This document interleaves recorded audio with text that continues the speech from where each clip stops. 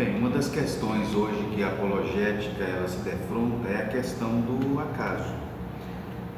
O acaso ele está muito presente hoje no pensamento moderno, né?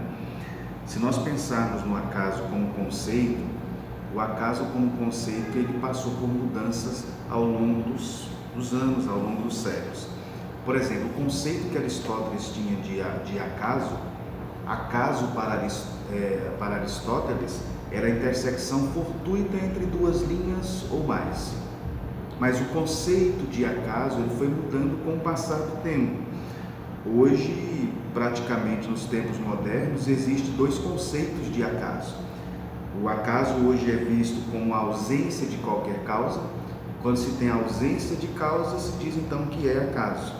E o acaso também ele é visto hoje como a grande causa. Então, naturalistas, materialistas hoje, eles veem o acaso principalmente como causa ou como a grande causa.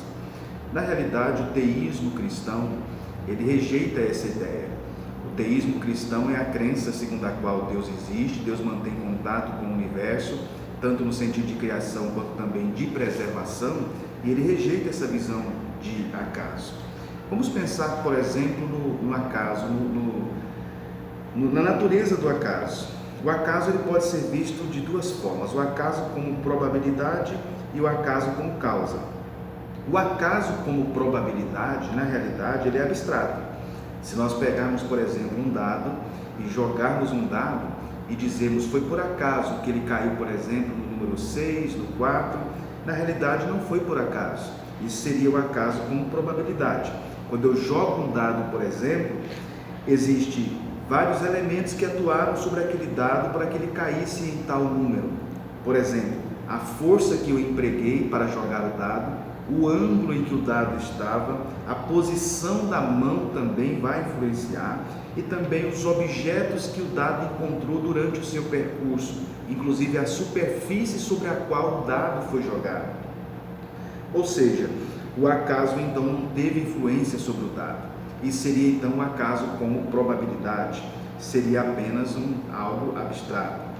Se nós pensarmos no acaso como causa, que está muito presente hoje na visão naturalista e materialista, ele também nos sustenta.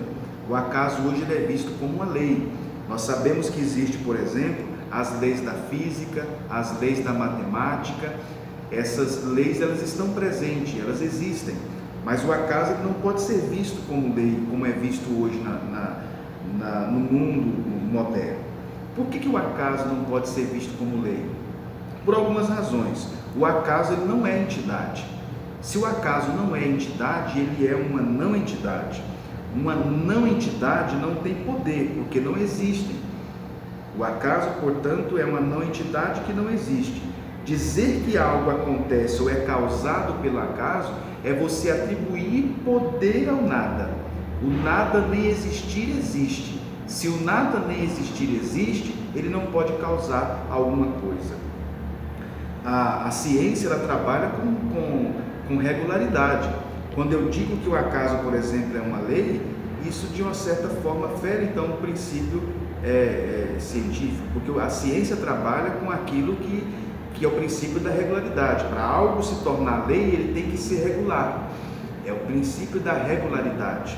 E isso não acontece, por exemplo, com o acaso. Então isso deixa de ser ciência e passa a ser mágica.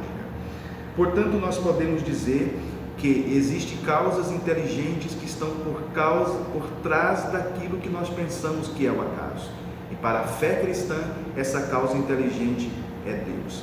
Portanto, o mundo não surgiu por acaso, a vida não surgiu por acaso. Aquilo que nós chamamos de acaso, na realidade existem forças inteligentes que atuaram sobre esse suposto acaso. E para a fé cristã, essa causa inteligente, ela se chama Deus.